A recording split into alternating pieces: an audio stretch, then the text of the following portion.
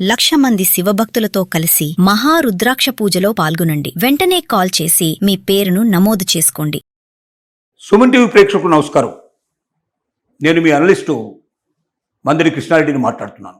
MS పూర్తి చేసిన తర్వాత భారతీయ స్టూడెంట్స్కి అవకాశాలు ఎలా ఉన్నాయి, అంటే విదేశాల్లో అవకాశాలు ఎలా ఉన్నాయి, ఇండియాలో ఉన్న జాబ్ మార్కెట్ ఎలా ఉంది, అంత కష్టపడి ఒక పోస్ట్ గ్రాడ్యుయేషన్ పూర్తి చేసినటువంటి స్టూడెంట్స్కి జీవితంలో స్థిరపడతామనేటువంటి నమ్మకం ఏర్పడకపోయినట్టయితే జీవితం మీదనే విరక్తి కలిగేటువంటి ప్రమాదం ఉంది. నిజంగా ఎంఎస్ పూర్తి చేసినటువంటి వ్యక్తులకి ఇండియాలో కానీ విదేశాల్లో కానీ జాబులు రెడీగా ఉన్నాయా అని చెప్తే దీన్ని కొంచెం ఎక్స్ప్లెయిన్ చేయాల్సిన అవసరం ఉంది. ఇండియాలో గ్రాడ్యుయేషన్ కానీ పోస్ట్ గ్రాడ్యుయేషన్ కానీ పూర్తి చేసిన వ్యక్తులు ఎంతవరకు సమర్థులైన వ్యక్తులు వస్తున్నారు మార్కెట్లోకి.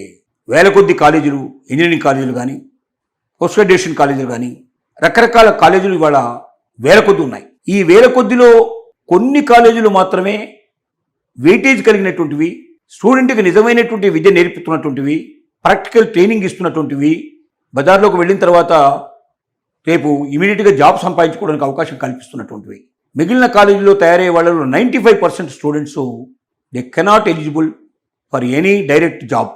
మళ్ళీ వాడు కొంతకాలం ట్రైనింగ్ లాంటివి తీసుకొని కోపప్ అయిపోయి ప్రాక్టికల్ ట్రైనింగ్, ఇంటర్న్షిప్ చేసి ఆ రకంగా పూర్తిగా అవగాహన పెంచుకున్న తర్వాతనే మార్కెట్లోకి రావాల్సిన పరిస్థితి ఏర్పడుతుంది తప్ప నేరుగా డిగ్రీ చేతిలో పట్టుకుని పోయి ఉద్యోగం సంపాదించుకునే పరిస్థితిలో ఉన్న వాళ్ళు 5% మాత్రమే చెప్పక తప్పదు. మ్యాక్సిమం 10% ఉండే అవకాశం ఉండొచ్చు, అంతకు మించి మాత్రం లేదు ఇవాళ మార్కెట్ లోపల.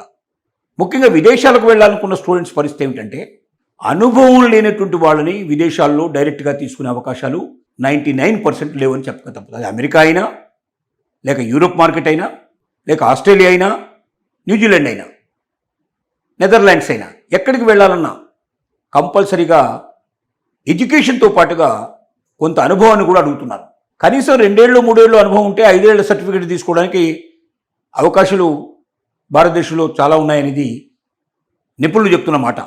మరి కనీసం 2 ఏళ్ళు 3 ఏళ్ళు ఇక్కడ పనిచేస్తే, అంటే పోస్ట్ గ్రాడ్యుయేషన్ అయిపోయిన తర్వాత మీరు ఎంఎస్ పూర్తయిన తర్వాత మళ్ళీ ఒక 3 ఏళ్ల పాటు ఏదైనా ఒక ట్రైనింగ్ పూర్తిగా చూసుకుని, లేదా ఎక్కడైనా జాబ్ ఎక్స్పీరియన్స్ సంపాదించుకొని ఒక 3 ఏళ్ళకో 5 ఏళ్ళకో ఎక్స్పీరియన్స్ సర్టిఫికేట్ పట్టుకొని మీరు విదేశాలకు వెళితే తప్పనిసరిగా మీకోసం జాబ్స్ అక్కడ ఎదురు చూస్తున్నాయని చెప్పక తప్పదు. అమెరికా సంగతి వదిలిపెట్టేస్తే ఇటు జర్మనీ కానీ, లేదా ఇటు మీరు యూకే కానీ, ఆస్ట్రియా కానీ, ఫ్రాన్స్ కానీ, అటు ఆస్ట్రేలియా కానీ, కెనడా లాంటి దేశాలు కూడా మీకోసం ఆహ్వానం పలికే అవకాశాలు ఉన్నాయి. జాబ్స్ ఎదురు చూస్తున్నాయి. కానీ జాబ్స్కు తగ్గటువంటి క్యాపబిలిటీ మన దగ్గర ఉందా? మన ఎంఎస్ స్టూడెంట్స్లో ఆ క్యాపబిలిటీ ఉందా? ఎంతమందికి ఉంది?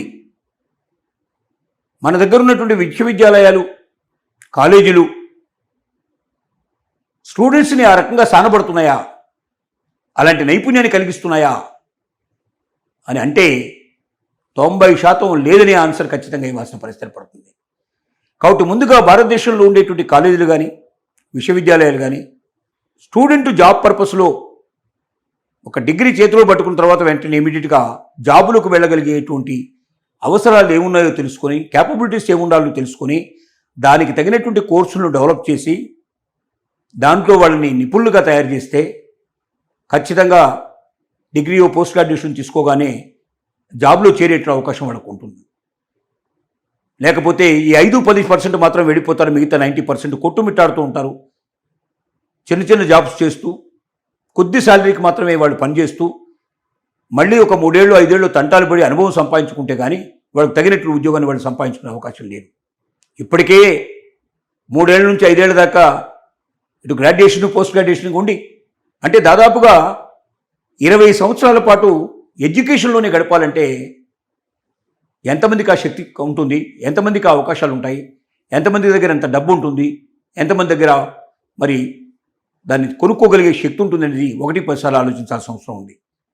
ఇవాళ ఉన్న పరిస్థితుల్లో ఇండియాలో కూడా జాబ్స్ కావాల్సినవి ఉన్నాయి. ఎంఎస్ పూర్తి చేసిన వాళ్ళకి కావాల్సిన జాబ్స్ వస్తున్నాయి. ఎందుకంటే విదేశాల నుంచి చాలా కంపెనీలు మన ఇండియాకు వచ్చి ఇవాళ సెటిల్ అయ్యే ప్రయత్నం చేస్తున్నాయి.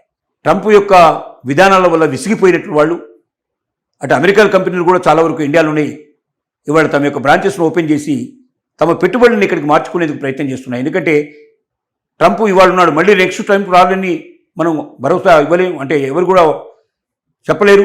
అలాగే ట్రంప్ కాకపోతే ట్రంప్ లాంటి వాడు ఇంకొకటి రాడని చెప్పలేము.